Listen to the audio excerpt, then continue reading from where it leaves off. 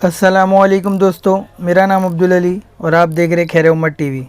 फिर एक नई वीडियो के साथ आपके सामने हाजिर हूँ। जैसे कि हम द सिम्पसन्स कार्टून के प्रिडिक्शन के ऊपर पहले भी 2 वीडियो बना चुके हैं, लेकिन 2022 की सबसे लेटेस्ट प्रिडिक्शन सामने आई है जिसमें यूक्रेन पे आने वाली संकट के बारे में बताया गया है।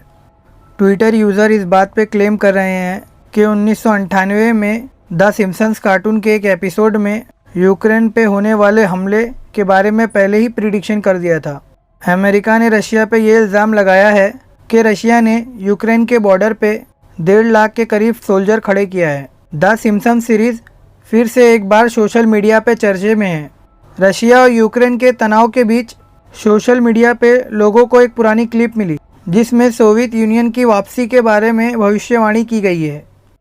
उसी तरह न्यू कोल्ड वॉर के बारे में भी 1998 के एक एपिसोड में भविष्यवाणी किया गया है। ये क्लिप काफ़ी तेज़ी से सोशल मीडिया पे वायरल हो रही है।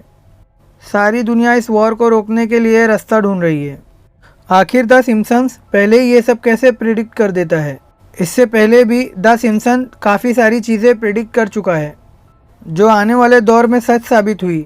द सिम्पसन्स के 33 सीज़न आ चुके हैं और 1707 एपिसोड है। हो सकता है काफ़ी सारी चीज़ें सिमिलर हो, लेकिन कुछ चीज़ें इतनी सिमिलर है जिसे देख के लोग हैरत में पड़ जाते हैं। जैसे कि डोनाल्ड ट्रंप का प्रेसिडेंट बनना 20 साल पहले ही बता दिया था।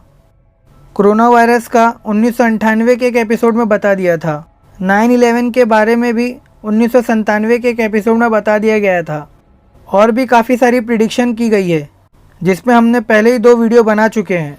द सिम्पसन्स के क्रिएटर का नाम मैट ग्रोइंग है, जिनके बारे में कहा जाता है कि वो एंटी सोशल है, ज़्यादा लोगों से मिलना जुलना पसंद नहीं करते और काफ़ी दिन तक कमरे में अकेले बंद होकर रहते हैं।